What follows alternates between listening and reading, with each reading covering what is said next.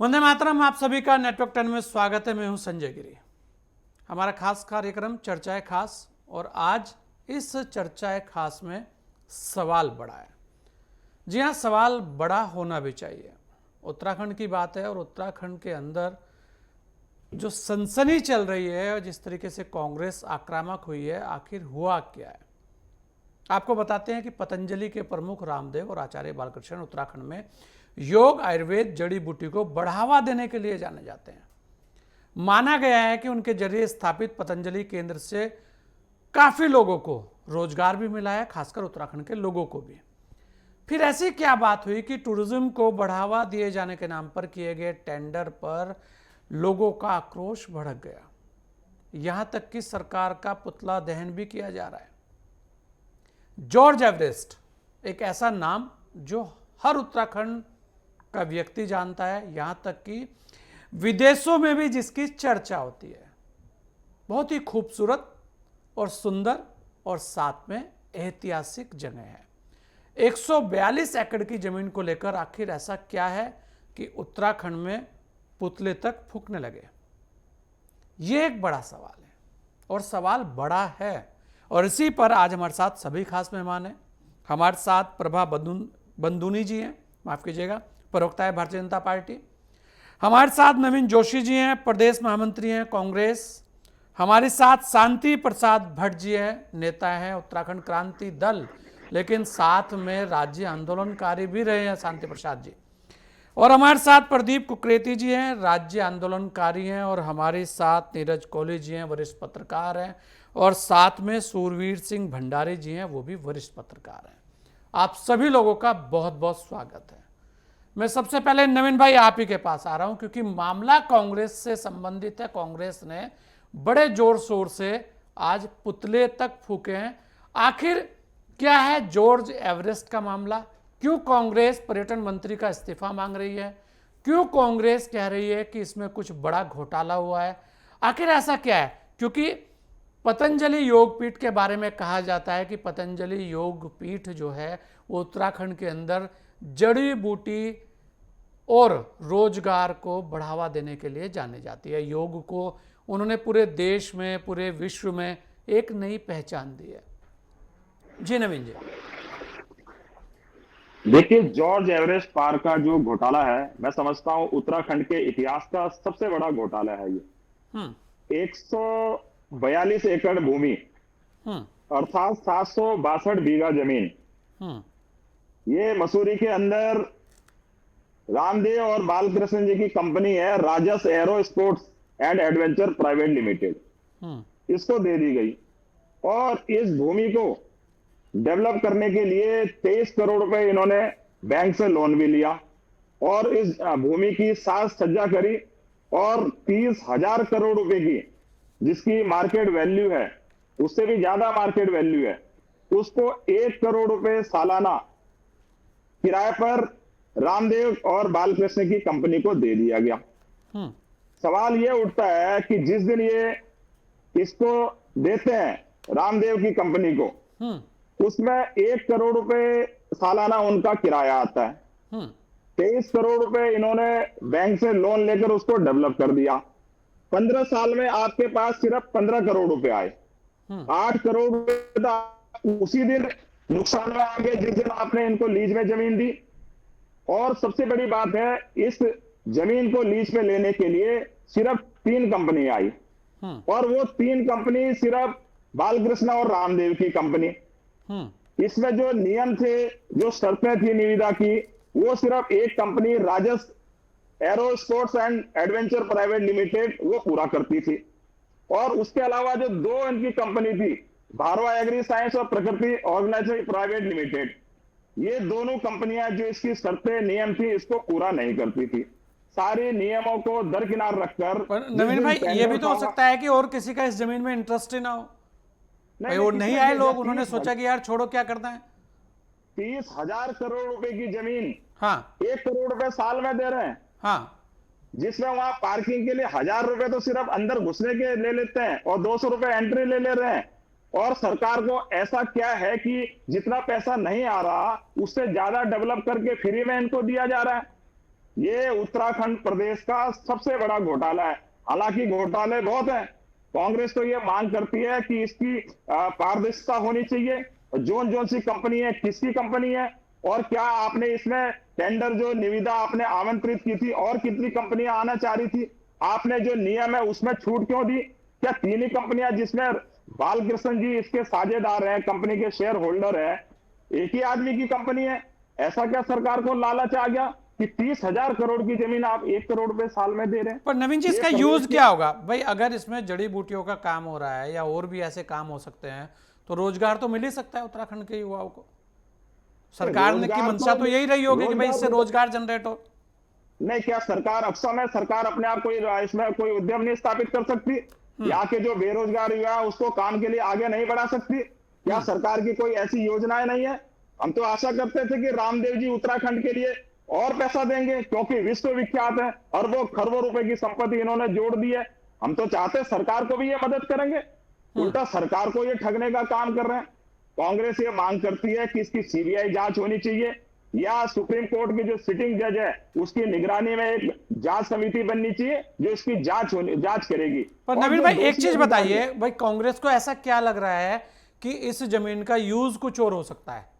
मतलब किस चीज के लिए ये जमीन दी गई है, इसके बारे में कुछ पता है? क्योंकि ये इसकी जो जानकारी जमीन शायद बहुत सरकार- लोगों को नहीं है। उत्तराखंड के अंदर मसूरी ये पर्यटक स्थल है। यहाँ पे पूरे दुनिया से लोग आते हैं, यहाँ जी। पे घूमने के लिए आते हैं टूरिस्ट, और सब लोग यहाँ पे हमारे जो वहाँ के युवा साथी हैं, जो बेरोजगार साथी है, उनके बारे में सरकार ने कुछ नहीं सोचा। सरकार का ऐसा क्या लालच है कि 30,000 करोड़ की जमीन आपने सिर्फ 1 करोड़ में दे दी? सरकार अभी एक एडवर्टीजमेंट जारी करे, न्यूज़पेपरों में करे, समाचार पत्रों में करे, देखिए कितने 100 करोड़ रुपए लोग साल के देने को तैयार है। आपने 23 करोड़ रुपए लगाकर 8 करोड़ रुपए का नुकसान कर सरकार को क्या देना चाह रहे हैं?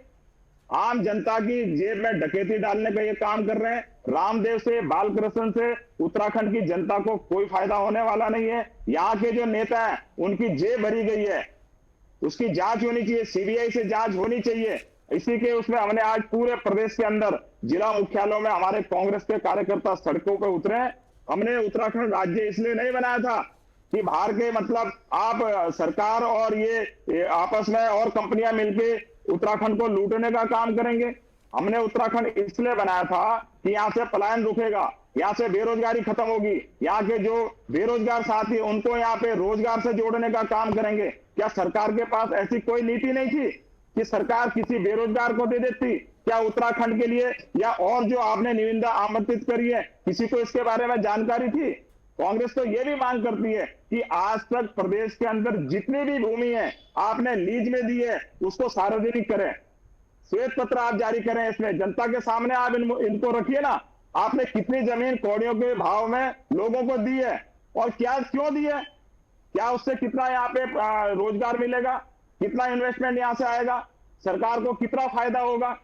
क्या ये सारे पहलुओं में सरकार ने मंथन किया है या सिर्फ भ्रष्टाचार को पर बढ़ाने का नवीन काम भाई, कर रहे हैं? पहले कभी कांग्रेस ने जो जमीनें दी थी उनके समय पे भी कुछ दी गई होगी, उस पर श्वेत पत्र आया, उसमें सार्वजनिक की गई कांग्रेस ने होगी। पूरी निविदाएं आमंत्रित करी थी और उसमें जब भी जो भी जमीन दी, हम तो कहते हैं आप जांच करिए ना। जांच आपकी करिए। सरकार है, कांग्रेस के समय में जितनी आपने लीज में दी है, कितने पैसों में हमने लीज में दी है, ये तो आपकी सरकार है। आप पूरे डाटे के साथ हमारे बीच में आइए, जनता को बताइए। राज्य की जनता चाहती है, हम नहीं चाहते कि हम मतलब उत्तराखंड नवीन जी, प्रदेश आपको को- लगता है कि इस जमीन में घोटाला हुआ है कुछ ना कुछ? मतलब कांग्रेस ये आरोप लगा रही है। ये तो आप ही संजय जी, आप भी विद्वान आदमी है, भली बातें आप समझ सकते हैं। एक जमीन जिसमें 23 करोड़ रुपया सिर्फ डेवलपमेंट के लिए लगाया, हाँ। आपको 15 करोड़ रुपए मिल रहा है।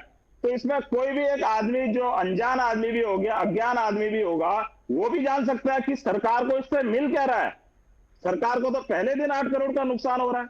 30,000 करोड़ जिसका बाजारी मूल्य है, और एक ही आदमी की कंपनियों को आप क्यों दे रहे हैं? क्या लोग जानना नहीं चाहेंगे क्या? ये कंपनियां तीन किस किस की बिल्कुल, हैं? मैं जरा तो समझ लेता हूं नवीन भाई, बिल्कुल आपके पास आऊंगा, क्योंकि प्रदीप भी यहाँ पर हैं और नीरज कोहली जी भी हैं और सुरवीर सिंह भंडारी जी भी हैं। सुरवीर सिंह भंडारी जी, मैं आपके पास आ रहा हूँ। सुरवीर भाई, आखिर क्या लगता है आपको कि कांग्रेस ने बड़े आरोप लगाए हैं पतंजलि योगपीठ को लेकर, और उनका सीधा आरोप है कि रामदेव जी, बालकृष्ण जी इन्होंने कोई ज़मीनी घोटाला कर दिया है, इस तरीके के आरोप लग रहे हैं वहाँ पर। और बहुत सारी ज़मीनें दी गई हैं, ये ऐसा भी कह रहे हैं। क्या लगता है आपको कि ये आखिर जो जॉर्ज एवरेस्ट है, वास्तव में बहुत खूबसूरत जगह है, इसमें कोई दो राय नहीं। और हर कोई जानता है कि जॉर्ज एवरेस्ट की खासियत क्या है, और 142 एकड़ के लगभग ये ज़मीन है। मतलब अगर देखा जाए तो 750 बीघा से ज़्यादा, मतलब बहुत बड़ी लैंड है। वहाँ पर अगर कुछ बड़ा कोई प्रोजेक्ट आ रहा है तो बहुत सारे लोगों को रोजगार भी मिल सकता है, क्योंकि पतंजलि लगातार समय समय पर लोगों को रोजगार देता भी रहा है। मतलब ऐसा नहीं कहा जा सकता कि भाई उत्तराखंड के अंदर उन्होंने रोजगार नहीं दिया हो, तो ये भी है। क्या लगता है आपको सूरवीर जी? मुझे लगता है उनका फ्रेम फिर हट गया। नीरज भाई, यही सवाल मैं आपसे ले रहा हूं, क्या लगता है आपको, चूक कहां हो गई? संजय भाई देखिए, या राजनीतिक मैं मुद्दा? इस पूरे मसले को जितना मैं समझा हूं संजय भाई, और देश के एक बड़े प्रमुख अखबार ने, जो लीडिंग अखबार है, उसने भी इस पे स्टोरी की है। हाँ, दो तीन चीजें हैं। हम इस राज्य में रहते हैं, सबसे पहले जो है हम इस राज्य के हितैषी हैं। बिल्कुल। हाँ, हमें ना भाजपा से मतलब है, ना कांग्रेस से मतलब है। जो भी सरकार हो वो अपने संसाधनों का बेहतरी से उपयोग करे, बेस्ट से बेस्ट करे, और उसका जो भी रेवेन्यू मिलना चाहिए, अगर कोई हम लैंड सेल करते हैं या हम लैंड कोई लीज पे देते हैं, उसका अच्छे से अच्छा हमारे को रेवेन्यू मिलना चाहिए। यही हर सरकार का मेरे ख्याल से उद्देश्य होना चाहिए, और रहता भी है सरकारों का। इस मामले में जो चीजें निकल के आई, जितनी मेरे को जो समझ में आ रही है, कांग्रेस ने आरोप लगाया कि बाजारी मूल्य इस लैंड का 142 एकड़ का, मतलब लगभग 750 बीघा जमीन है, बाजारी मूल्य इसका जो है 30,000 करोड़ रुपए है। मैं मानता हूं कि विपक्षी पार्टी होने के नाते उसने इसको थोड़ा और बढ़ा चढ़ा के बोला होगा। आधा कर देते हैं, हम 15,000 करोड़ होगा। आधा 15,000 करोड़ कर देते हैं। मैं तो और उससे नीचे भी आ जाता हूं। हाँ, मैं और उससे भी नीचे आ जाता हूं। जो सरकार के कायदे कानून है, जो नियम है, वो सर्कल रेट की वैल्यू मानी जाती है। हाँ, सर्कल रेट की वैल्यू मानी जाती है। अगर इस लैंड की सर्कल रेट की वैल्यू भी मान ली जाए, तो मैं समझता हूं इस लैंड की सर्कल रेट की वैल्यू भी बहुत अच्छी खासी बनेगी, जी, बड़ी तादाद में बनेगी। इतनी तो नहीं बन सकती किसी भी कीमत पे, दुनिया चाहे रात हो या अंधेर हो या सुबह हो या शाम हो जाए, कि 1 करोड़ रुपए सालाना पे 142 एकड़ लैंड आप किसी को 15 साल के लिए दे दो। ये तो हो ही नहीं सकता, जो मेरी समझ कहती है और जो चीजें हमने सामने देखी हैं। तो ये तो एक बहुत जमीन आसमान का एक बहुत बड़ा अंतर है। नंबर एक बात। नंबर दो बात, आप इतनी बड़ी लैंड हम किसी को ऑक्शन करने के लिए जा रहे हैं। टूरिज्म डिपार्टमेंट की लैंड है। टूरिज्म डिपार्टमेंट कोई जमीनों का या लैंड का एक्सपर्टाइज नहीं है, वो विशेषज्ञ नहीं है। उसको नहीं मालूम कि 182 एकड़ लैंड की, जो जॉर्ज एवरेस्ट की जो लैंड है, उसको नहीं मालूम कि उसकी वैल्यू कितनी होगी, उसका मूल्य कितना होगा। ये बात मालूम होगी रेवेन्यू डिपार्टमेंट के आदमी को, ये बात मालूम होगी फाइनेंस डिपार्टमेंट के आदमी को, ये बात मालूम होगी स्टाम्प एंड रजिस्ट्रेशन डिपार्टमेंट के को, क्योंकि वो हर 2 साल में जमीनों के सर्कल रेट को रिवाइज करते हैं। हर 2 साल में जमीनों के सर्कल रेट को वो बढ़ाते हैं। तो ये आप इतनी बड़ी लैंड किसी को देने के जा रहे हो, तो उसके लिए कम से कम एक आपको एक्सपर्ट कमेटी गठित करनी चाहिए थी, जिसमें फाइनेंस के, जिसमें रेवेन्यू के, जिसमें स्टाम्प एंड रजिस्ट्रेशन के लोग और टूरिज्म के लोग होने चाहिए थे। पहले तो आप उसकी एक वैल्यू बनाते कि भाई ये लैंड हमने ऑप्शन करनी है, तो इसकी मिनिमम वैल्यू कितनी होनी चाहिए। और हर टेंडर में एक प्रोसेस रहता है कि उसकी टेंडर की जो मिनिमम वैल्यू है वो निर्धारित की जाती है कि भाई ये हमने 50 करोड़ रुपए तो हमने लेना ही लेना है, इससे ऊपर जो भी बोली जाता आएगा हम उसको जमीन देंगे। तो इसमें एक बात ये निकल के ही नहीं आ रही कि आपने मिनिमम लैंड वैल्यू कोई रखी है उसकी, आपने मिनिमम लैंड वैल्यू रखनी चाहिए थी। दूसरी बात ये कि दूसरा प्रोसेस आपने रखा हुआ कि भाई टेंडर में कम से कम 3 कंपनियां आनी चाहिए, फर्स्ट सेकंड थर्ड, जो हायर साइड की हुई उसको दे देंगे। यहां ये बात निकल के आ रही है कि तीनों कंपनियों में एक ही आदमी के शेयर है, यानी कि तीनों कंपनी एक ही आदमी की है। उसने एक में 1 रुपया डाला, एक में 1.5 रुपया डाला, इसमें 1-2 रुपये डाला। तो यहाँ बिल्कुल ये चीजों से जो आरोप कांग्रेस लगा रही है उससे बिल्कुल मिलीभगत नजर आ रही है। मतलब सेटिंग गेटिंग का जमाना है। हाँ, नजर ही आ रहा, बिल्कुल खुलेआम नजर आ रहे हैं जो चीजें सामने नजर आ रही है। तीसरी बात एक और है संजय भाई, ये बहुत गंभीर मसला बता रहा हूं आपको मैं। ये हो सकता है कांग्रेस के संज्ञान में भी ना आया और किसी के संज्ञान में भी ना आया हो। हम कोई भी लैंड अपनी लीज एग्रीमेंट पे देते हैं, वो रजिस्टर्ड होती है रजिस्ट्रार ऑफिस में, और उसकी एक लैंड वैल्यू निर्धारित होती है, जिसका 2% जो है रेवेन्यू जाता है स्टाम्प एंड रजिस्ट्रेशन डिपार्टमेंट को, यानी कि सरकार को फीस जाती है। और 20 साल से नीचे की जो हम लीज करते हैं, उसमें लैंड वैल्यू का 5 गुना के 2% जो है रजिस्ट्रार डिपार्टमेंट को उसका रेवेन्यू देते हैं। यानी कि अगर अभी 1 करोड़ रुपए इसका आपने 1 साल का लगाया है तो इसकी 5 गुना कीमत होगी 5 करोड़ रुपए। तो 5 करोड़ के हिसाब से मतलब 2% हमें रजिस्ट्रार ऑफिस को देना है। लेकिन इसकी एक्चुअल लैंड अगर वैल्यू है 10,000 करोड़ या 5,000 करोड़ या 15,000 करोड़, तो उसको आप 5 से मल्टीप्लाई कर लो तो सरकार की रेवेन्यू कितनी हो गई। कहने का मतलब है चूना उधर नहीं लगा, सरकार को चूना इधर भी बहुत जबरदस्त लगा है, जिस एंगल पे आदमी का ध्यान ही नहीं जा रहा। इस पे मैंने आज काफी होमवर्क करा। जब मुझे मालूम चला कि आप शाम को डिबेट करने जा रहे हो, तो मैंने रेवेन्यू के लोगों से और लोगों से बात करी। तो ये अपने आप में एक बहुत बड़ा मसला है। मुझे लगता है कि साधन संसाधन मतलब नीरज भाई, आप कांग्रेस की बात पर मोहर लगा रहे हैं कि घोटाला बड़ा हो सकता है, मतलब दोनों तरफ से। मैं जो चीजें निकल के आ रही है संजय भाई, जिसपे हम डिस्कस कर रहे हैं, जो कांग्रेस ने कही है कि 30,000 करोड़ की वैल्यू है, 142 एकड़ लैंड है, ये कांग्रेस पिछले 4-5 दिन से कह रही है। और सरकार की तरफ से कोई स्पष्टीकरण नहीं आया। सिर्फ एक बार टूरिज्म डिपार्टमेंट की तरफ से या जो बीजेपी के लोग नेता जो काउंटर कर रहे हैं वो ये कह रहे हैं कि सारी की सारी टेंडर में जो प्रोसेस जो प्रक्रिया अपनाई गई है वो पारदर्शी थी।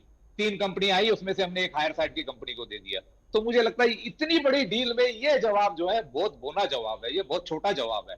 सरकार को इस पर बिल्कुल क्लियर आके साफ बात करनी चाहिए। और अगर कहीं कोई निचले स्तर पर कहीं गड़बड़ी हुई है, कोई मिली भगत है, कुछ हो रहा है, तो सरकार को इस डील को निरस्त करके राज्य के हित में और एक जांच बैठा देनी चाहिए, इसमें एक जांच बैठानी चाहिए।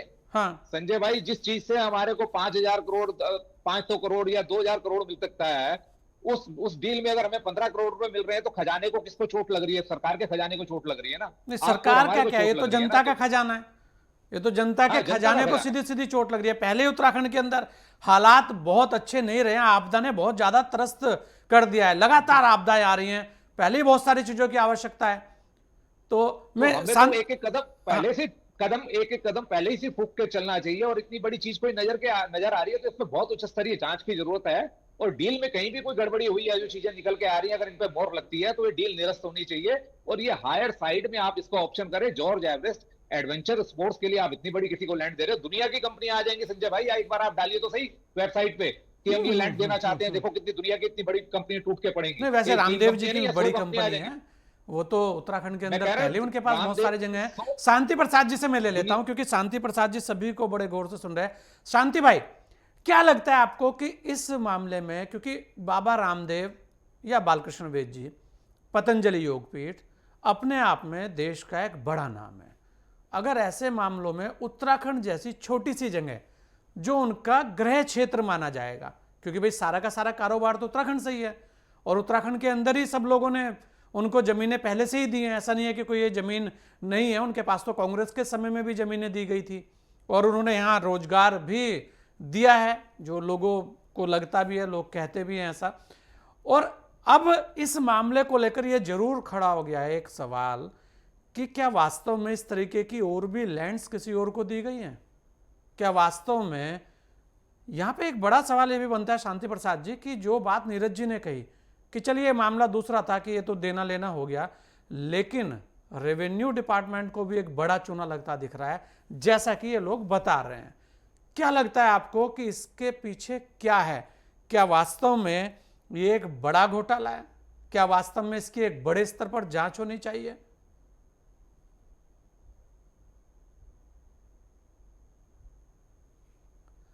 शांति भाई, आपकी आवाज म्यूट है जी।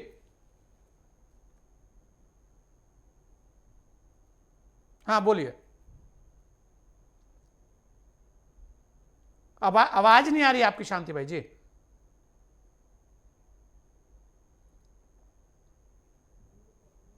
आपकी म्यूट है, म्यूट, आप उसे खोलिए।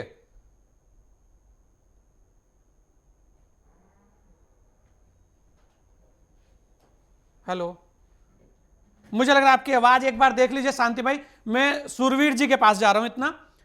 शांति भाई, आवाज आई आपको? हाँ, आपकी आवाज नहीं आ रही है शांति भाई, आपकी आवाज म्यूट है। हाँ, आपकी आवाज नहीं आ रही है। मैं इतना, सुरवीर भंडारी जी भी हमारे साथ हैं, वरिष्ठ पत्रकार हैं और मसूरी को तो बहुत अच्छे से जानते हैं, खासकर वहां पर, क्योंकि इनका क्षेत्र बढ़ा रहा है तो उसको ज्यादा अच्छे से बता पाएंगे।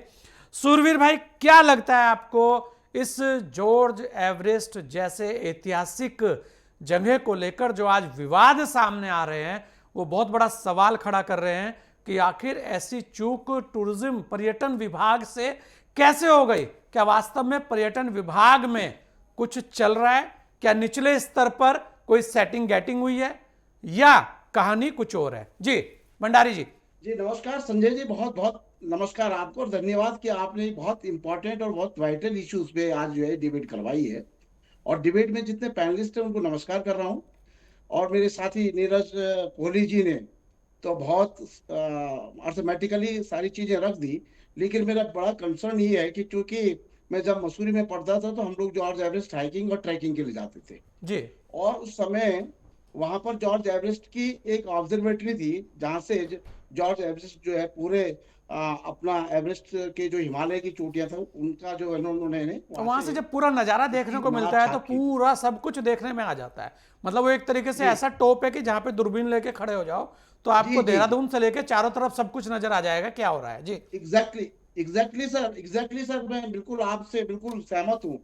तो सर मैं थोड़ा इसकी कहानी बता देता हूँ, क्योंकि मैं मसूरी में रहता हूँ, मसूरी का रेजिडेंट हूँ और जर्नलिस्ट भी हूँ, तो इसलिए मुझे थोड़ा सा इसके थोड़ा हिस्ट्री के ऊपर चले जाऊं कि अर्थमेटिक के ऊपर तो नीरज कोहली भाई साहब ने बहुत आज काफी खोजबीन और इन्वेस्टिगेशन किया है। लेकिन मैं आपको बता दूं कि 90s के दौर में यहाँ पर जब मुलायम सिंह जी उत्तर प्रदेश में मुख्यमंत्री थे उस समय इस पूरे एरिया को जो पार्क स्ट्रीट था, जॉर्ज एवरेस्ट जो हाउस है it is the part of the park street. तो पार्क स्ट्रीट की भूमि को अम्यूजमेंट पार्क के तौर पर एक जमाने के भीतर जी न्यूज का जो वेंचर था उसको देने की बात हुई थी। हालांकि कालांतर में उस वेंचर को खत्म कर दिया गया और मतलब उसका एमयू साइन नहीं हुआ। ये पालिका की जमीन थी और इसको टूरिज्म डिपार्टमेंट ने अपने में जो है अक्वायर कर दिया, टूरिज्म डिपार्टमेंट को हस्तांतरित कर दी गई थी। 163 एकड़ के आसपास ही जमीन है, जिसमें कि 143 पे आज जो है राजस स्पोर्ट्स करके जो है ये लोग बैठे हुए हैं। और कुछ पहलू इसके बहुत खराब हैं, कुछ पहलू थोड़ा सा ठीक है। लेकिन अगर मानवीय दृष्टिकोण से देखा जाए तो जो एडजॉइनिंग एरियाज के लोग हैं वहां पर, जो वहां पर सदियों से जिनके दादा परदादाओं के लिए वहां जाने का रास्ता था, पैसेज था, उसको इन्होंने बंद कर दिया। वहाँ की वाइल्ड लाइफ जो है बहुत बहुत खत्म कर दी है, खराब कर दी, डिस्टर्ब कर दी है। आप ही देखेंगे कि यहाँ किसी जमाने के भीतर माउंटेन क्वेल मिलती थी बिनोग हिल में। बिनोग हिल एक सेंचुरी बर्ड सेंचुरी है। इसमें जब से यहाँ से हेलीकॉप्टर्स का आवागमन शुरू हुआ और शोर शराबा बढ़ गया है, तब से ये पूरी की जो स्पीसीज हैं वो खत्म हो गई। यहाँ पर कायदा तो ये था कि यहाँ पर जो है शोर जो होना चाहिए था वो लेस देन 55 DCML होना चाहिए था, लेकिन आज की तारीख में मौजूदा समय में ये 150 से एवर डेसिमल चले गया, जिससे wild life is totally disturb, 100% disturb है। वहाँ इतनी डिस्टर्ब हो गई कि अभी कुछ दिन पहले वहां पर जो है एक वो अच्छा इन्होंने क्या करा कि जालियां लगा दी। टूरिस्ट अगर ऊपर जाता है तो 1,000 रुपये लेंगे, लोकल लोग जाएंगे तो 200 रुपये लेंगे। अब इतना, और कमाई का जरिए देखिए आप, कमाई की जो जरिए घोटाले की बू जो है यहाँ से शुरू होती है। जब आप एक टूरिस्ट को एक सर्टेन पॉइंट के बाद से वहां पर बैरियर लगाने के बाद उसकी गाड़ी अगर ऊपर जाती है जॉर्ज एवरेस्ट हाउस में, जहां पर ऑब्जर्वेटरी के नीचे बहुत सारी चीजें जो है सर्वे ऑफ इंडिया की और टेक्नोमेट्री की बहुत सारी चीजें वहां पर रखी हुई है, निस्संदेह बहुत अच्छी है, नो डाउट बहुत अच्छी बात है। लेकिन 1,000 रुपये तो आप पर टूरिस्ट से एक गाड़ी का ले रहे हैं ऊपर जाने के लिए। फिर उसके बाद वहां अंदर का टिकट अलग है। फिर आपने पूरे एरिया को कॉर्डन ऑफ, एक तरह से कॉर्डन ऑफ कर दिया, और वो जो आसपास के लोग हैं एडजॉइनिंग एरिया के, उनको बिल्कुल ऐसा कर दिया कि जैसे ये बाघा बॉर्डर के पीछे पाकिस्तान में रहते हो। तो उनकी पीड़ा को समझने की आज जरूरत है। अब घोटाला कहां पर हुआ, ये तो घोटाला तो है ही बहुत बड़ा। मैं तो कह रहा हूं कि ये इतना बड़ा स्कैम हो सकता है संभवतः कि आप जो है 142 एकड़ जमीन को आपने जो है एक ऐसी कंपनी को दे दिया, जिस भी कंपनी से हुआ। आपने क्या टेंडर किया, जैसे कोहली साहब कह रहे थे कि टेंडर के टाइम सारी चीजें फुलफिल हुई कि नहीं हुई। कैबिनेट की मीटिंग जरूर हुई थी, मुझे लगता है उसी में भी फैसला हुआ। तो लेकिन इसमें जो है सब लोगों की संलिप्तता है। ये ऐसा नहीं कि बिल्कुल निचले स्तर से कोई फाइल बाबू ने या ईडी या जेडी ज्वाइंट डायरेक्टर या उसके बाद डायरेक्टर, इस लेवल पे ये तो पूरा का पूरा जो है एक जो है दिल्ली से, मुझे जो लगता है वहीं से ये सब सेटलमेंट हुआ है। बाबा रामदेव जी का, उस बाबा रामदेव के जो दूसरे आचार्य, क्या मैं भूल निकल गया बालकृष्ण हूँ, जी। आचार्य जी हैं, वो उनके नाम पर जो है ये सारा कुछ है। और उनके, मुझे लगता है, जो मैं सुनने में आज तो, बल्कि यहाँ पे अभी दो आपके जब फोन आया था उसके बाद यहाँ पर कांग्रेस की प्रेस कॉन्फ्रेंस थी, और मनोज रावत जी ने तो चुनाव से पहले ही इसमें जो है कांग्रेस की विधायक थे, उन्होंने एक तभी जब चुनाव हो रहे थे उससे पहले ये मुद्दे को बहुत जोर शोर से उठाया था। उसके बाद यहाँ पर आंदोलन हुए है बहुत जबरदस्त, और लोगों ने आरटीआई के माध्यम से कोर्ट गए हैं, और ये स्पष्ट है कि उसमें बहुत बड़ा घोटाला है। लोगों की आप देखी कि ये मानवीय, मतलब बहुत ही मानवीय दृष्टिकोण से तो खैर इन्होंने बिल्कुल सारी चीजें, मैं, हम तो रहते ही यहीं पे हैं, तो इवन कि हम लोगों की एक्सेस भी नहीं है वहां तक जाने के लिए, क्योंकि वो नहीं चाहते मतलब हैं ये कि, वो शूरवीर नहीं जी, चाहते कि एक्सेस तक पूरे, बंद कर दी गई, वहां पर लोकल लोग जो वर्षों से रह रहे थे, ये भी एक जी बड़ा सवाल है। देखिए, आपने तो और सारी चीजों से एक वो तो कहते हैं ना कुछ धुंध है वो भी साफ कर दी। शांति प्रसाद जी, मैं आपके पास आ रहा हूं। शांति प्रसाद जी, सभी लोगों को आपने सुन लिया, नवीन जी को भी सुना, नीरज जी को भी सुना, सूरवीर जी को भी सुना, क्योंकि जब आप बोलेंगे उसके बाद में भारतीय जनता पार्टी से इसका जो प्रवक्ता है प्रभा जी, उनसे पूरा का पूरा सब सवालों का जवाब वो देंगी। यहां पर शांति प्रसाद जी, ऐसा नहीं है कि इस जमीन को लेकर ही इस तरीके की बातें हुई हों। आपको ध्यान होगा शांति प्रसाद जी, हरिद्वार में एक आश्रम को लेकर भी एक बड़ी चर्चा बीच में हुई थी। उसमें भी कुछ इसी तरीके की चीजें सामने आई थी कि भाई ऐसा हो गया। बड़ी लैंड थी वो भी, ऐसा कहा जा रहा था कि 3,000 करोड़ की हरिद्वार में वो लैंड थी, और वो एक बड़े आश्रम की, शायद मुझे पुख्ता नहीं है लेकिन शायद आर्य समाज से संबंधित थी, शायद कह रहा हूं मैं, क्योंकि मुझे पुख्ता नहीं है, लेकिन हां कुछ था। एक हरिद्वार में बड़ी गूंज हुई थी।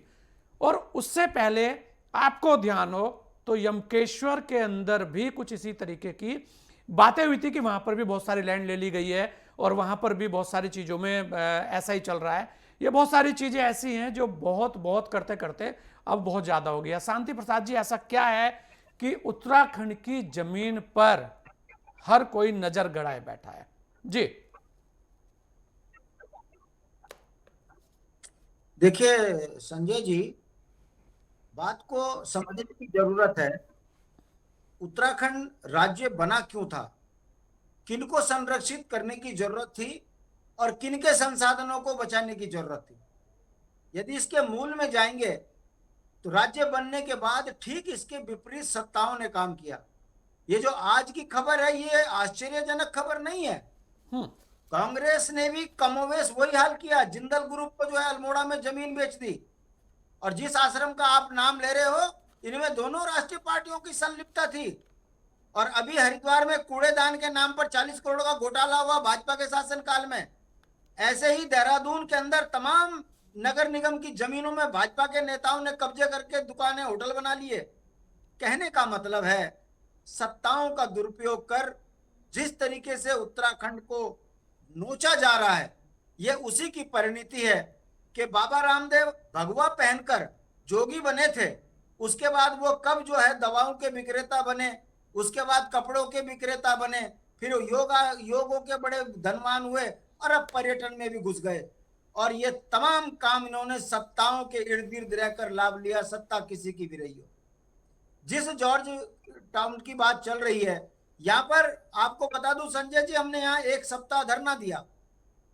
वहां के एसडीएम ने हमारे सामने इस बात की लाचारी करी कि मैं जानता हूं कि ये नगर पालिका की सड़क है, आम ग्रामीणों का रास्ता नहीं रोका जा सकता, नियम विरुद्ध कर रहे हैं, मगर मैं लाचार हूं। 200 रुपए ग्रामीणों से लिए जा रहे जो अपने गांव में परंपरागत तरीके से रहते हैं। जब हमने झगड़ा किया, जब खूब जबरदस्त आंदोलन किया, तो उन गांव वालों को छूट मिल गई। बाद में और आंदोलन हुए तो लोकल लोगों को छूट मिल गई। मगर इस पूरे प्रकरण में जो पर्यटन मंत्री है उनका सीधा हाथ नजर आ रहा था। जब हल्ला मचा खूब, तो अब ये टेंडर निकालकर चोर दरवाजे से बाबा रामदेव और उसकी तीनों फर्जी कंपनियों को 30,000 करोड़ की संपत्ति षड्यंत्र के तहत दे दी। भाई नीरज कोहली ने बोला कि इसमें ना तो सिर्फ दे दिया बल्कि राजस्व को भी घाटा पहुंच गया। अब ये तमाम चीजें हो कब रही हैं? बिना सरकार की सह के 1 इंच जमीन उत्तराखंड की कोई नहीं ले सकता। मगर यह बड़ा दुर्भाग्य की बात है कि जिस जॉर्ज एवरेस्ट पर पर्यटक जाता था, उत्तराखंड की खूबसूरती देखता था, हिमालय की खूबसूरती देखता था, मगर वहां पर 7,500 रुपए में हेलीकॉप्टर के चक्कर काटो, और उन होटलों में मुझे कहते हुए बड़ी शर्म आती है, एक ऐसा क्लाइंट वहां जा रहा है मसूरी में, जिसका उत्तराखंड से और भारत की संस्कृति से कोई लेना देना नहीं है, और उसको सुरक्षित करने के लिए आम आदमी को रोका जा रहा है। ये वो षड्यंत्र है जो किसी का ध्यान नहीं जा रहा। मगर क्यों? क्योंकि जब हम लोकल लोगों से मिलते हैं, जब वो बताते हैं कि हमको शाम को 5 बजे के बाद ऐसे खदेड़ा जाता है जैसे कि हम वहां के नागरिक नहीं है। क्यों भाई, ऐसी यातनाएं क्यों, और क्यों ऐसा हो रहा है? उसके मूल मुझे इस डिबेट में कहने की जरूरत नहीं है। सवाल बाबा रामदेव का नहीं है, सवाल भारतीय जनता पार्टी का नहीं है, सवाल है दोनों राष्ट्रीय पार्टियों ने उत्तराखंड के संपदाओं को लूटने में कोई कोर कसर नहीं छोड़ी। अडवाणी को जमीन चाहिए 1 रुपए में 100 बीघा, ऐसी राजनाथ को भी, ऐसी कांग्रेस के बड़े बड़े दिग्गजों के भी यहाँ पर बड़े बड़े कॉलेज बने हुए हैं सरकारी लीज की जमीनों पर। यह दुर्भाग्य उत्तराखंड का है, जबकि उत्तराखंड को स्पेशल कैटर में रख के संरक्षित करने की जरूरत थी। हम दुनिया को 60% पानी देते हैं, आज उस पानी की दुर्दशा हो रही है। हम दुनिया को सबसे ज्यादा स्वच्छ हवा देते हैं, मगर आज इन पहाड़ों के दोहन करके इन्होंने हमारे पेड़ काट दिए, देश के मानव का जीवन संकट में डाल दिया। मगर हम बोले किसको? जिनको संरक्षित करने की जरूरत थी उनको इस कदर उजाड़ दिया कि ना तो राजधानी का पता है, लोग पलायन करके बाहर जा रहे हैं। अगर पहाड़ बचेंगे नहीं, मूल वहां के रहेंगे नहीं, तो उत्तराखंड से लेकर देश को संकट हो जाएगा, पानी का और शुद्ध हवा का। ये विकास इन राष्ट्रीय पार्टियों ने किया है। बड़े दुख के साथ मुझे कहना पड़ रहा है कि बाबा रामदेव ने उत्तराखंड नीलकंठ में कम से कम नहीं भी होगा तो 2-2.5 हजार एकड़ जमीन पे कब्जा करके एक स्पा सेंटर बनाने की योजना बना रखी थी। संजय जी, मैं आपके नॉलेज में डाल दूं, उस पर मुकदमे झेले हमने धरना प्रदर्शन किया, भूख हड़ताल करी, तब जाकर वो प्रोजेक्ट वहां पर हटाया, ताकि स्थानीय ग्रामीणों का ये कहना था ये नीलकंठ देवभूमि है, यहां पर इस तरह की गतिविधियां हम नहीं स्वीकार करेंगे। बाबा रामदेव घुटने में आए, वो प्रोजेक्ट आज बंद है।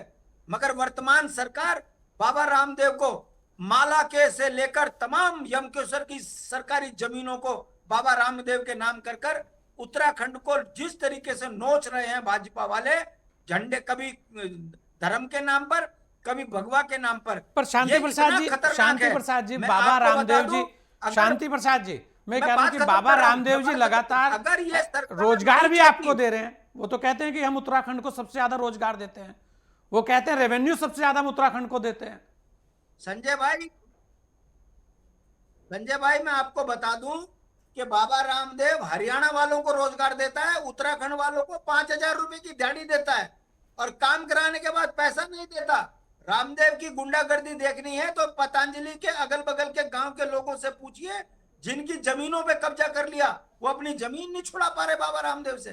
बाबा रामदेव बेसिकली विशुद्ध गलत तरीके से पैसा कमाने वाला व्यापारी है। वो हर क्षेत्र में हाथ डालकर राज्य को लूट रहा है। अगर इस पर अंकुश नहीं लगा तो मैं बता रहा हूं, आने वाले समय में उत्तराखंड के अंदर उग्र आंदोलन होंगे। क्यों? क्योंकि पहाड़ के लोगों की संपदाएं बच पा नहीं रही हैं। पहाड़ का व्यक्ति अपने आप को ठगा महसूस कर रहा है अपने राज्यों में, और अपने ही जनप्रतिनिधि जिस तरीके से विमुख होकर उत्तराखंड की संपदाओं को बाहर वालों को लुटा रहे हैं, ये उत्तराखंड के लिए ही घातक नहीं है, इस देश के लिए भी घातक है। हम देश को ईमानदार कर्मचारी देने वाले लोग हैं, सैनिक देने वाले लोग हैं, मगर हमारी ही सरकार कहती है कि व्यापार में पहाड़ी कुछ नहीं कर सकता, इसलिए पहाड़ी को जो है व्यापार से दूर किया जाए। ये जो षड्यंत्र हो रहा है संजय जी, इसे रोकने की जरूरत है। ये उत्तराखंड बर्बादी की कगार पर इन दोनों राष्ट्रीय पार्टियों के कारण पहुंच चुका है। हमारी संपदाओं पे बाहर वाले बैठ गए हैं। ये खतरनाक संकेत है, क्षेत्र से संबंधित भी और सीमाओं से संबंधित भी। शांति प्रसाद जी, आपको लगता है कि इस पे बड़ी जांच होनी चाहिए? इसलिए राज्य को सभी जमीनों को लेकर जांच होनी चाहिए। शांति प्रसाद जी, सभी जमीनों को लेकर जांच होनी चाहिए, कमेटी बननी चाहिए। अब जमीनों की जांच होगी तो नेता यही पकड़ेंगे। बिल्कुल बिल्कुल बिल्कुल नीति बननी चाहिए, जांच होनी चाहिए, यही नेता फंसे हुए मिलेंगे। मैं प्रभा जी से ले लेता हूं। प्रभा जी क्या लगता है आपको कि इसमें किस स्तर पर यह चूक हुई है और क्या सरकार इसमें कोई बड़ा एक्शन लेने जा रही है? क्योंकि यहां पर सीधा सीधा आरोप पर्यटन विभाग के ऊपर लग रहा है। देखिए संजय जी, अभी मैंने सबको बड़ा ध्यान से सुना, चाहे हमारे वरिष्ठ पत्रकार हों या विपक्षी दल हो। तो देखिए जो ये इन्होंने आरोप अभी लगाए हैं, कोई वो ऐसा नहीं है कि जो भारतीय जनता पार्टी, हमने क्लियर कट इनको बता दिया है कि जितनी वहां पे जमीन है जो ये बता रहे हैं कि इस पे दी गई है, पहले तो उसका ये आंकड़ा ही सही नहीं दे पा रहे हैं। हमने पहले ही बता दिया है कि वो 7 एकड़ की जमीन है और जो बाकी जमीन है वो नहीं है, वो अनुपयोगी है, वो ढाल पर है, उसका इस टेंडर से कोई लेना देना नहीं है। दूसरा ये भी बता दिया गया है कि पूरी नियम कानून के तहत ये प्रक्रिया हुई है। जितने भी हमारे न्यूज चैनल से या न्यूज पेपर्स में जो नियम होते हैं, एडवर्टीजमेंट दिया जाता है, उसके तहत ये काम किया गया है, सारी ट्रांसपेरेंसी के साथ काम हुआ है। और बाकी देखिए संजय जी, आरोप लगाना तो बहुत आसान काम है और आजकल कांग्रेस का यही एक काम उत्तराखंड में रह गया। इनको चुनाव नजदीक दिखाई दे रहे हैं तो ये डेली एक प्रेस कॉन्फ्रेंस, 2-3 इनके धड़े बने हुए हैं कांग्रेस के। कभी कोई वोट चोरी का एक कॉन्फ्रेंस होगी, फिर थोड़े से मुद्दे ये ले लेंगे। इनमें आपस में एक होड़ मची हुई है कि कौन कितना ज्यादा पार्टी में दूसरी पार्टी पे आरोप लगा सकता है, ताकि हमें भी प्रदेश अध्यक्ष या अन्य पदों की रेस में हम आगे आ जाए। चलिए मैं मुद्दे की बात ये करती हूँ कि देखिए इसमें पूरी ट्रांसपेरेंसी से काम हुआ है, लेकिन जो ये आरोप लगा रहे हैं, अगर इनको लगता है कि इन आरोपों में इतनी गंभीरता है, तो आने वाले समय में सच्चाई तो सबके सामने आ जाएगी। और हमारी सरकार ने तो बोल दिया है, जीरो टॉलरेंस हमारी नीति है। और हमने हर छोटे छोटे केस में भी ये देखा है कि जो माननीय मुख्यमंत्री जी हैं, जब भी उनके संज्ञान में ऐसी कोई भी बात आई हो, चाहे वो हरिद्वार नगर निगम का मामला इससे पहले जमीन का आया था, वहां पर भी उन्होंने उसकी जो निष्पक्ष जांच करवाई है। इससे पहले जो भी केसेस उनके सामने आते हैं, वो कहीं हिचकिचाते नहीं है कि कहां पर लापरवाही हुई है। तो आने वाले समय में इनके जो आरोप है उनको तभी गंभीरता से लिया जाएगा कि अगर उसमें कोई सच्चाई होगी। आरोप लगाना बहुत आसान काम है और हम पहले ही कह चुके हैं कि बिल्कुल ट्रांसपेरेंसी के साथ ये सारा काम हुआ है, कहीं कोई ऐसा नहीं है। और ये बार बार जो योग गुरु बाबा रामदेव जी, किसी का नाम लेके किसी को भारी कहना, जो वर्षों से अपनी सेवाएं उत्तराखंड में दे रहे हैं, चाहे वो हेल्थ और वेलनेस के बारे में हम बात कर ले। देखिए जमीन लेना वो भी उत्तराखंड के, और इतने लोगों को उन्होंने रोजगार दिया हुआ है। निश्चित तौर पर मैं तो ये कहूंगी, आप जाकर देखिए कितना बार बार हम स्वरोजगार की बात करते हैं, बार बार हम कहते हैं उत्तराखंड में, आप देख लीजिए पहाड़ों में जो रोजगार के लिए सरकार तो अपनी नीतियां लेकर आती ही है, लेकिन अगर कोई यहाँ पर आके हमारे लोगों को रोजगार दे रहा है, आप चले जाइए वहां पर ऐसे ऐसे लोगों को भी रोजगार मिला हुआ है जिनको कुछ नहीं आता है। वहां पे जरा आप जाकर तो देखिए, केवल एक आर्टिकल छपता है, आप उसको पढ़ते हैं और उसके बिहार पे आप एनालिसिस करना शुरू कर देते हैं। मैं समझती हूँ बिल्कुल गलत है। आप वहां पे जाइए, मैंने खुद ऐसी ऐसी महिलाओं को वहां पर काम करते हुए देखा है जिनको कहीं से कुछ नहीं आता, लेकिन वो आजीविका कमा रही है अपनी वहां पर आके आसपास के क्षेत्रों की, उनका खाना पीना, उनके जो उनको दिया जाता है, तो बिल्कुल ट्रांसपेरेंसी के साथ वो सारे काम होते हैं। तो देखिए किसी पर आरोप लगाने से पहले ये भी सोचिए कि हमारा राज्य में क्या योगदान है, तो उस व्यक्ति ने योगदान दिया है। प्रभाजी, लगता है आपको कि बाबा रामदेव जी के खिलाफ कांग्रेस साजिश कर रही है? क्योंकि कांग्रेस और बाबा रामदेव जी का जो आंकड़ा है वो सबके सामने रहा है हमेशा। देखिए या तो ये गुजरात के लोगों के बारे, माननीय प्रधानमंत्री मोदी जी के खिलाफ बोलते हैं तो ये गुजरात की कंपनियों के खिलाफ आ जाते हैं, इनको अडानी में बहुत इंटरेस्ट आना शुरू हो जाता है। लेकिन जब यहाँ पे कांग्रेस वालों से भी मैं ये पूछना चाहूंगी, जब जॉर्ज सोरोस की कंपनियां, विदेशी कंपनियां हमारे देश में काम करती, तब इनको कोई दुख दर्द नहीं होता था। लेकिन अगर आज भारत की कंपनियां भारत में रह के, हमारे भारत के लोग वर्ल्ड में नंबर 1 या नंबर 2 पे उनका विश्व में ये कह रहे हैं कि सर्वाधिक ये इकोनॉमिकली फाइनेंशियली मैं रिच पर्सन है, तो वहां पे इनको परेशानी किस बात की हो जाती है, वो मेरी समझ से बिल्कुल बाहर है। इनको विदेशी लोगों का नाम आता है तो ये खुश होते हैं, लेकिन अगर हमारे देश के लोग आगे बढ़ते हैं तो इनको दुख होता है। तो यहाँ प्रभा जी, यहाँ सवाल दूसरा भी है। यहाँ ये कहा जा रहा है कि ये जमीन जो है वो उन्होंने अवैध तरीके से ले ली है, ये आरोप लगाया जा रहा है। नहीं देख जी संजय जी, मैं यही बात बार बार कह रही हूँ कि अगर इन लोगों ने ये भी कहा है कि नहीं सीबीआई जांच होगी, तो भारतीय जनता पार्टी ने कब मना किया इस बात से? बिल्कुल, अगर इनको ये लगेगा कि जो इनके आरोप है वो बिल्कुल सही है, या अगर कहीं पे आगे भविष्य में ऐसा लगता है तो उसकी भी जांच करवाई। आज तक हमारे राज्य में कहीं पर भी ऐसे, मैंने यही कहा है कि जो हमारे माननीय मुख्यमंत्री जी हैं, इतने यहाँ पर पहले भी 2-3 जो जमीनों के ऐसा लगा कि कई आरोप आए हैं, तो उनकी जांच दे दी गई और वो भी बड़े बड़े IPS अधिकारियों के हवाले कर दी गई है। जांच की, आप करिए, निष्पक्ष जांच कर दिए, जो बहुत ईमानदार ऑफिसर्स है, तो इनको जैसे उनमें स्पष्ट रूप से निर्णय आया है, इस पर भी इनको धैर्य रखना चाहिए। तो कहने का मतलब ये है कि जब हमने स्पष्ट रूप से बता दिया, और अगर इनके आरोप है तो आप अपने आरोप को लेकर जाइए ना, आप एक अपनी ही लोग, अपनी ही प्रेस कॉन्फ्रेंस, और आप एक चर्चा में बने रहने के लिए आप ऐसी बातें कांग्रेस कर रही है, तो मैं कहूंगी बहुत हास्यास्पद है। दूसरा, ये अभी पलायन की भी बीच में बात कर रहे थे, रोजगार की भी बात कर रहे थे, तो ये धामी सरकार ही है जिन्होंने, आप ये देख लीजिए कि आज 35,000 से ज्यादा सरकारी नौकरियां देने का भी काम किया है। अगर यहाँ पे देखिए संजय जी, हमारे राज्य में जो आर्थिकी की रीढ़ है वो हमारी चार धाम यात्रा है और हमारा पर्यटन है। तो समय समय पर यहाँ कोई भी सरकार हो, किसी भी पार्टी की हो, तो वो कोई ना कोई ऐसा तो करेगी ना रोजगार बढ़ाने के लिए कि लोगों को यहाँ के रोजगार मिले, चाहे वो पर्यटन के क्षेत्र में हो, किसी भी रूप से हमें लोगों को भी रोजगार देना है, हमारे युवा है, और उसी की दिशा निर्देश के अनुसार कैबिनेट अपना एक रूपरेखा तैयार करती है कि लोग बाहर से आए, पर्यटन हो, ताकि लोगों को रोजगार मिले, चाहे वो टैक्सी वाले हो, हमारी चार धाम यात्रा हो, बिल्कुल। चाहे और वहाँ पे रोजगार स्थानीय हमारे की स्थिति व्यवसायी हो, ऐसे नहीं है उनको कि रोजगार उत्तराखंड मिले। में नहीं रही है, और यात्राओं की बात, पर्यटन की बात तो बढ़ी है। प्रदीप भाई, अगर आप देखें कि चारधाम यात्रा में जरूर थोड़ा खलल रहा है क्योंकि आपदा बहुत रही है, लेकिन उसके उलट अगर आप कुमाऊं में जाएं तो आप देखिए कैंची धाम में इस बार सबसे ज्यादा टूरिस्ट वहां पर रिकॉर्ड हुआ है। मतलब लोगों को उत्तराखंड पसंद है, लोगों को चारधाम यात्रा भी पसंद है, लोगों को जागेश्वर जाना भी पसंद है। वहां पर अब एक नया डेस्टिनेशन कैंची धाम भी हुआ है, वहां पर भी बड़ी तादाद में लोग गए हैं। प्रदीप भाई, पर्यटन को लेकर ही बात चल रही थी, और ये जो जॉर्ज एवरेस्ट है ये भी एक पर्यटन का ही केंद्र है, अगर इसे आप थोड़ा सा ऐसे देख लें। और यहां पर जो हुआ है उसे लेकर बिल्कुल भारतीय जनता पार्टी की तरफ से प्रभा जी ने साफ कहा है कि अगर कुछ जरा सा भी घोटाला लगता है तो सीबीआई जांच भी होगी, और भी जितनी जांचें हैं वो भी होगी। लेकिन यहां पर केवल बाबा रामदेव को केवल और केवल बदनाम करने के लिए और साजिशन कांग्रेस आरोप लगा रही है, उनका यह भी कहना है। दूसरा, एक बात तो यह भी है कि बाबा रामदेव और कांग्रेस के अंदर जो स्थितियां थी वो पहले से ही बहुत सही नहीं थी। इस बात को हर कोई जानता है, क्योंकि 2014 से पहले बाबा रामदेव कांग्रेस के खिलाफ हमेशा मुखर रहे हैं। तो ऐसे में भी एक एंगल ये भी इसका बनता है। लेकिन बात इस वक्त उत्तराखंड की है, बात इस वक्त उत्तराखंड की जमीन की है कि आखिर इस तरीके के आरोप क्यों लगते हैं और क्यों उनके ऊपर इस तरीके के आरोप लग रहे हैं। ये बहुत सारी चीजें। प्रदीप भाई, क्या लगता है आपको कि वास्तव में अगर इस जमीन को लेकर या किसी भी जमीन को लेकर, अभी तो जिस तरीके से शांति प्रसाद जी ने कहा कि 2-2.5 हजार एकड़ जमीन नीलकंठ के आसपास चारों तरफ चली गई है और वहां पर कुछ हो रहा है, तो जमीन ले लेना और जमीन लेना, क्योंकि बाबा रामदेव एक बड़े पतंजलि योगपीठ को चलाते हैं जिसके अंदर बहुत सारे लोगों को रोजगार दिया जाता है। तो उत्तराखंड के अंदर अगर वो व्यापार को बढ़ा रहे हैं तो ये उत्तराखंड के लोगों के लिए भी अच्छी बात है कि कम से कम यहां पर रोजगार वो देने की स्थिति में रहते हैं और रेवेन्यू जो है वो यहीं पर रहता है, मतलब हमें ज्यादा से ज्यादा भागीदारी मिलती है।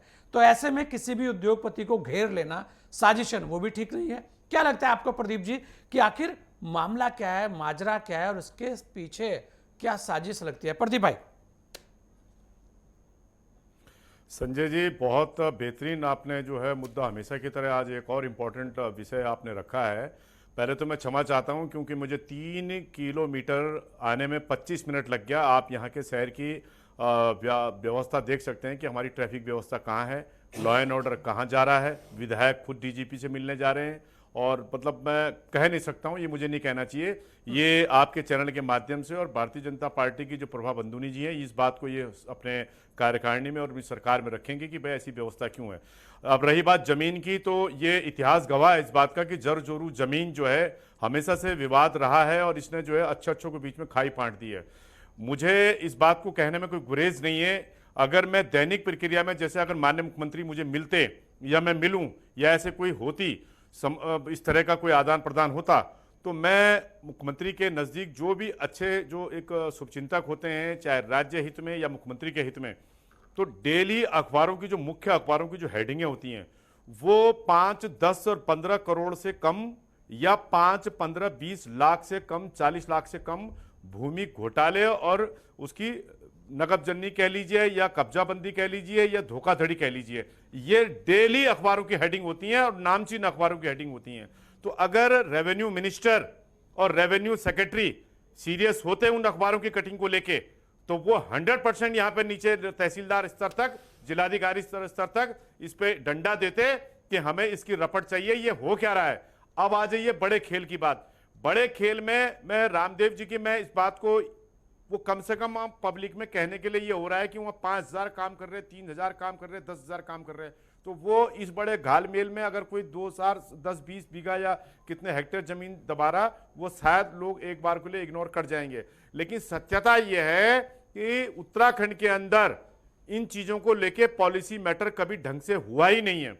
जो ईमानदारी से काम करना चाहता है तो उसके जो है विंडो सिस्टम जिसको कहा जाता है, सिंगल विंडो सिस्टम, वो दूसरे तीसरे विंडो पे हांफने लगता है, अपने प्रोजेक्ट को वापस देता है और उसके रिश्तेदार, नातेदार और जो उसके शुभचिंतक होते हैं वो कहता है यार कोई बात नहीं, 3 लाख गए, 4 लाख गए, मैं यहां नहीं करूंगा काम। और जो दूसरी मंशा से काम करना चाहता है, जो घालमेल करना चाहता है, जिनको कॉन्स्पिरेंसी आती है, वो दूसरी तरीके से जमीनों की इस तरह से कर रहे हैं। मतलब एक एक इंच भूमि के लिए उत्तराखंड के लिए कितनी इंपॉर्टेंट है। खासकर मैं तराई के क्षेत्र की बात कर रहा हूं। मैं तराई के क्षेत्र में पहले तो अगर सरकार ईमानदार होती तो आप भू कानून को 2 फेज में न मानते। आप खुद यहां पे मैदान पहाड़ बनाम का खेल आपने उत्पन्न कर दिया।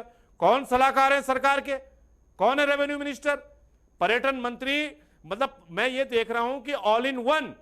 तो मैं या तो सीधे सीधे माननीय मुख्यमंत्री सारे विभाग अपने पास रखें, और मुझे खुशी होगी कि कम से कम मुझे इस बात की तो खुशी होगी कि बाकी के जो 5-6 मिनिस्टर हैं उनका खर्चा बच रहा। हमारे दिलो दिमाग में ये बात रहेगी कि ये खर्चा जो है कहीं ना कहीं राज्य में लग रहा होगा।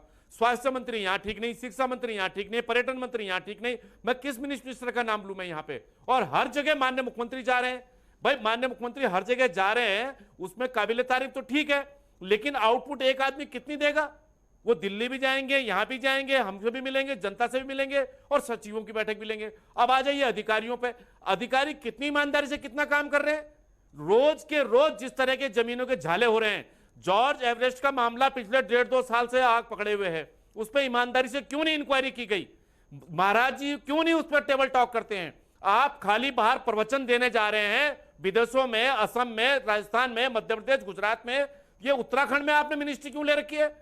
हमारे जो है रोज अखबार के अंदर, नामचीन अखबारों में, अस्पतालों में एक्सरे सिटी स्कैन की व्यवस्था नहीं हो पा रही है। यहां तक कि जो मेडिकल कॉलेज की जो प्रिंसिपल हैं, उनका कहना डॉक्टर नहीं मान रहे कि हम आरटीआई नहीं बन लेंगे, इस चार्ज को हम नहीं लेंगे। और हमारे स्वास्थ्य मंत्री डॉक्टर डेप्यूट नहीं कर पा रहे। पहाड़ को छोड़िए, अभी आप पहाड़ को जीने मरने उठने की आदत है। मैं उन तराई क्षेत्र की बात कर रहा हूं जहां आबादी का घनत्व है, हरिद्वार, काशीपुर, उधम सिंह नगर, इनकी बात कर रहा हूं, और जहां मेडिकल कॉलेज के नाम पे बताया जा रहा है। मतलब जमीनों का, एक तरफ प्राइवेट मेडिकल कॉलेज खुलते चले जा रहे हैं, खोलिए, स्वागत है। आपने मानक क्यों नहीं तय करे कि भाई जो है 2000 किलोमीटर से 2000 फुट से ऊपर खोलेगा उनको हम ये छूट देंगे। तो अब हम कहते हैं कि हाँ भाई पहाड़ों पे अस्पताल खुल रहे हैं, हर जिले में मेडिकल कॉलेज खुल रहे हैं, वहां पे क्या। अगर 70% स्थानीय जो नियम बना हुआ है, नरेंद्र तिवारी सरकार में हमने जो नियम लगवाया था कि स्थानीय लोगों को आप उद्योग में रोजगार देंगे, मैं दावे के साथ कह रहा हूं कि फिर हमारा पूरा भारत यहां रोजगार करने के लिए सेकंड विंग में आ सकता था कि हाँ भाई वहां रोजगार है। लेकिन आप घर में आपके भूखे बच्चे घूम रहे हैं, डिग्री वाले घूम रहे हैं। मुझे बड़ी खुशी हुई कि प्रभा बंदूनी जी ने, उन्होंने बहुत ईमानदारी से ये बात कही कि जिनको कुछ भी नहीं आता, सीधी सादी हैं, उनको वहां रोजगार मिला हुआ। मतलब पढ़े लिखे खाली घूम रहे हैं, उनके लिए यहां नहीं है। वो पूना जाएंगे, वो दिल्ली जाएंगे, गुड़गांव जाएंगे, नोएडा जाएंगे। भाई वाई, वैसे तो एजुकेशन सिटी है, एजुकेशन हब है, लेकिन रोजगार के लिए आपका कुछ नहीं है। 8 जिलों में आपने क्या किया, 9 जिलों में आपने क्या किया। इतने भूमि घोटाले प्रत्येक जिले के अंदर निकल के आ रहे हैं। मतलब अब आप देखिए कई निगम में घोटाले हो रखे हैं जमीनों के। अगर सरकार को ईमानदारी से काम करना है, आपके चैनल के माध्यम से मैं माननीय मुख्यमंत्री से अपील करना चाहता हूं, उनके जन्मदिन की पूर्व संध्या पर मैं बधाई देता हूं और उनको एक सुझाव देता हूं, एक अच्छे होने के नाते। कोई भी सरकार रही हो, उनको अपने पास एक आलोचक जरूर बिठाना चाहिए।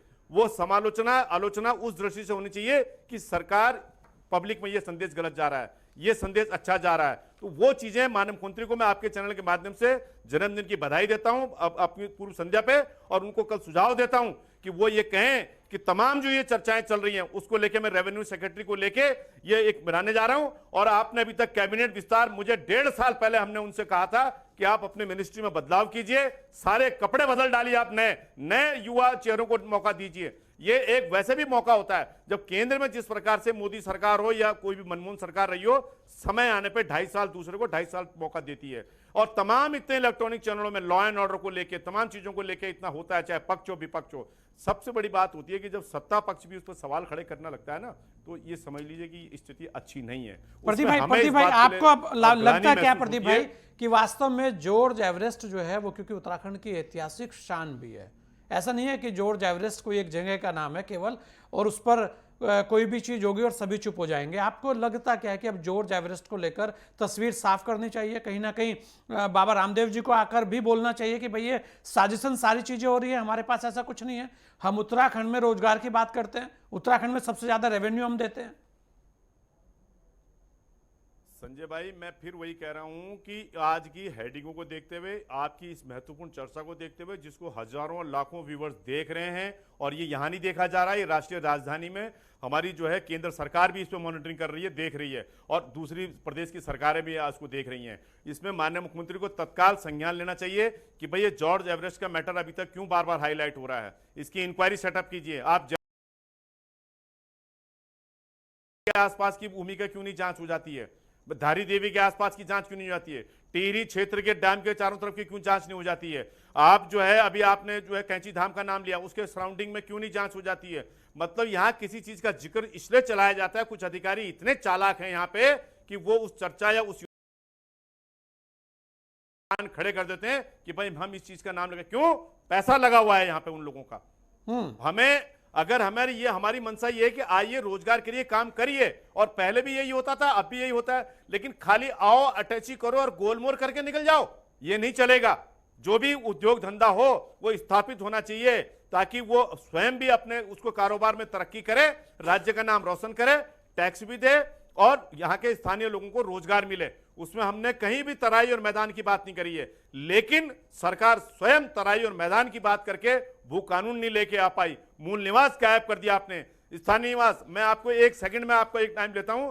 हमने 2 साल पहले ह्यांकी जी को एक प्रस्ताव दिया था कि यहां पे अधिकतर ठेकेदारी व्यवस्था है, चाहे भगवानपुर से लेके काशीपुर, पिथौरागढ़, उत्तरकाशी, चमोली, नरेंद्रनगर से लेके तमाम हरिद्वार तक के, आप उनको जो है 5 से 5 किलोमीटर, 7 किलोमीटर, 10 किलोमीटर के हिसाब से काम को बांटिए या 2 किलोमीटर में बांटिए, जैसी योजना है, और आप उसको, ताकि स्थानीय लोगों को उसमें मौका मिले। उन्होंने कहा ये प्रोक्योरमेंट पॉलिसी का मैटर है, और मुझे खुशी इस बात की हुई कि सरकार ने देर आए सुन ले और दूसरे संगठन चलिए बिल्कुल ये बड़ी चीज है प्रदीप भाई, इस पर भी बात होनी चाहिए, क्योंकि उन्होंने समय कम में एक सबसे एक टिप्पणी ले लेता हूं मैं। नवीन भाई, अब आपको क्या लगता है कि इस पर क्या होना चाहिए तस्वीर साफ करने के लिए? और यहां पर और भी बहुत सारी चीजें यूकेडी ने उठाई है, क्योंकि आरोप आपके ऊपर भी हैं। जी नवीन जी, जल्दी से 1 मिनट में अपनी बात रखिए। राज्य हमने इसलिए बनाया था कि प्रदेश से पलायन यहाँ से रुके और यहाँ के बेरोजगार युवकों को रोजगार मिले। प्रदेश के अंदर सख्त भू कानून लाने की बात करी थी, वो कहीं पे दिखाई नहीं दे रहा है। आज अभी प्रभा जी ने अच्छा बोला, अच्छा बोलती है वो। उन्होंने कहा कि अगर सीबीआई जांच की भी बात होती है, अगर आवाज उठती है, तो हम सीबीआई जांच भी कराने से पीछे नहीं हटेंगे। अगर माननीय मुख्यमंत्री जी हमारी इस डिबेट को देख रहे हैं, मैं उनसे भी निवेदन करना चाहता हूं कि आज ये हजारों करोड़ रुपए का घोटाला है, आपके ऊपर आरोप लग रहा है, आप इसका खंडन कीजिए और जो इसकी वास्तविकता है जनता के बीच में लेके आए। कहीं ऐसा ना हो कि प्रभा जी को कहीं डांट पड़ जाए कि भाई आपने कह दिया कि आप जांच कराने से पीछे नहीं हटेंगे। तो प्रदेश के अंदर पारदर्शिता होनी चाहिए। जिस प्रकार से एक ही आदमी के नाम पर 3-3 कंपनियां चल रही, बंदर बाट प्रदेश के अंदर किया जा रहा है, इस प्रकार का कृत्य प्रदेश के अंदर ना करें। बड़ी जद्दोजहद से, बड़े संघर्ष के बाद हमने उत्तराखंड राज्य बनाया है, और यहाँ से माननीय मुख्यमंत्री, मुझे तो यही लग रहा है बिल्कुल नवीन भाई कि उत्तराखंड, मैं शांति प्रसाद जी से भी ले रहा हूं कि लग तो ऐसे ही रहा है कि उत्तराखंड संघर्षों से बना था और वो संघर्ष अभी तक जारी है। ये संघर्ष कब खत्म होगा ये तो समय ही बताएगा, क्योंकि आज भी हम वही बात करते हैं कि अस्पताल नहीं है, आज भी हम वही बात करते हैं स्कूल नहीं है, और यही बात हम पहले से करते थे, पलायन और रोजगार। शांति प्रसाद जी 1 मिनट में अपनी बात रखिएगा। जी मैं सिर्फ इतना कहूंगा कि जिस राज्य का मुख्यमंत्री चैनलों पे आके कहे कि मैंने सख्त भू कानून लगाया है, और उसी राज्य में एक बाबा जो व्यापारी की तरह फर्जी कंपनियां खड़ी करके संपदाओं को लूट रहा है, उस पर अंकुश नहीं है, इससे पता चलता है कि सत्ता में व्यापारी बैठे हैं, संसाधनों को लूट रहे हैं। दुर्भाग्यपूर्ण है कि यहाँ इन ऐसे लोग फल फूल रहे हैं। सुरवीर भाई जल्दी से अपनी बात रखिएगा जी। जी, मैं तो सिर्फ संक्षेप में एक बात रख रहा हूँ अपनी, जी कि ये जो मामला है जॉर्ज एवरेस्ट का 142 एकड़ का जमीन का मामला है। यहाँ आपको मालूम है सर, मैं एक दृष्टांत देता हूँ कि यहाँ जो 140 कमरे का भी होटल है ना, उसकी पर ईयर की लीज जो है 65-70 लाख रुपए होती है जी मात्र, जो 40-50 कमरे का होटल है। और ये आपने 1 करोड़ 1 वर्ष के लिए, तो इसमें आप अपना अंदाजा लगा लीजिए। इतने विद्वान पैनलिस्ट हैं, प्रवाजी भी हैं। और ये देख लीजिए कि जब छोटे से होटल जिसमें 40 कमरे हैं, वो 1 साल के लीज पे अगर देते हैं तो उसको 50-60 लाख भी देने पड़ते हैं। और इतनी बड़ी प्रॉपर्टी आपने दे दी, वो उसमें 1 करोड़ रुपया। मेरा ये कहना। दूसरा इंपॉर्टेंट बात ये है कि आप सब चीज छोड़िए भाई, इस राज्य के जो लोग हैं ना, वो हक हकों की लड़ाई लड़ रहे हैं आज। वो बेचारे वहां पर, मैं तो आज आपके चैनल में उन लोगों का टेलीफोन नंबर और मोबाइल नंबर लेके आया था कि आप डिबेट, बल्कि मैं शेखर उपाध्याय जी से बात करी थी कि उनसे जरूर बात कर रहे हैं, जो स्टेक होल्डर्स हैं आसपास जो लोग रह रहे हैं। आप अगर एक डिबेट और रखेंगे उस पर, तो उन लोगों को ज्यादा नहीं, बिल्कुल बिल्कुल करेंगे। और मैं ऐसे है ना सुरवीर भाई, क्योंकि मामला बड़ा है, ऐसा नहीं है कि यही खत्म हो जाएगा।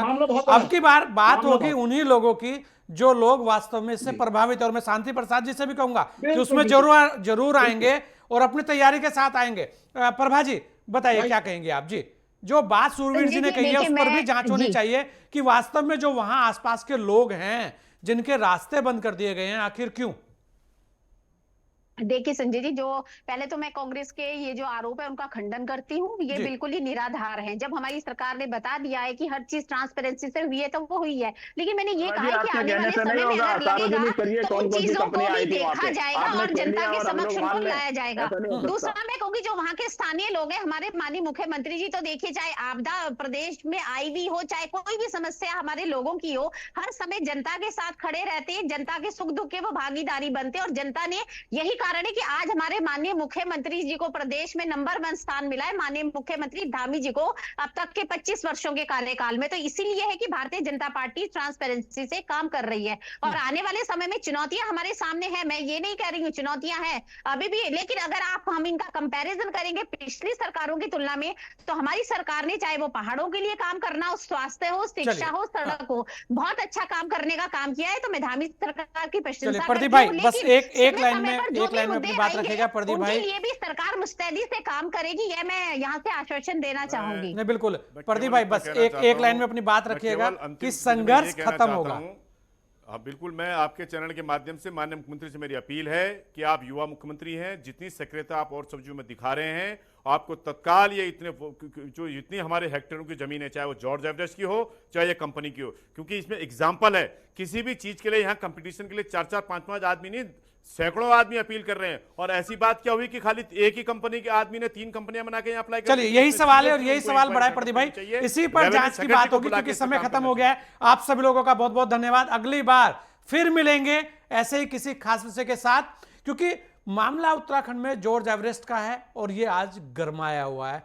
लोग कह रहे हैं कि इसमें कुछ ना कुछ घालमेल हुआ है, घोटाला हुआ है, लेकिन वहीं ये भी कहा जा रहा है कि ये बाबा रामदेव और बालकृष्ण जी के खिलाफ एक साजिश है, क्योंकि कांग्रेस लगातार इन पर हमलावर रहती है। लेकिन देखना यह होगा कि आखिर इसकी जो परतें हैं वो कब छटती हैं और कब ये धुंध हटती है और ये मामला साफ होता है। लेकिन हम एक बार फिर कह रहे हैं कि जो विषय इस बार आए हैं ऐसे लोगों के, जो लोग वास्तव में इससे प्रभावित हैं, वो अपने समस्त जो भी उनकी समस्या है वो हमें नेटवर्क 10 पर भेज सकते हैं, चाहे वो यमकेश्वर की बात हो और चाहे वो मसूरी की बात हो। इस विशेष पेशकश में इतना ही, दीजिए मुझे इजाजत। जय हिंद।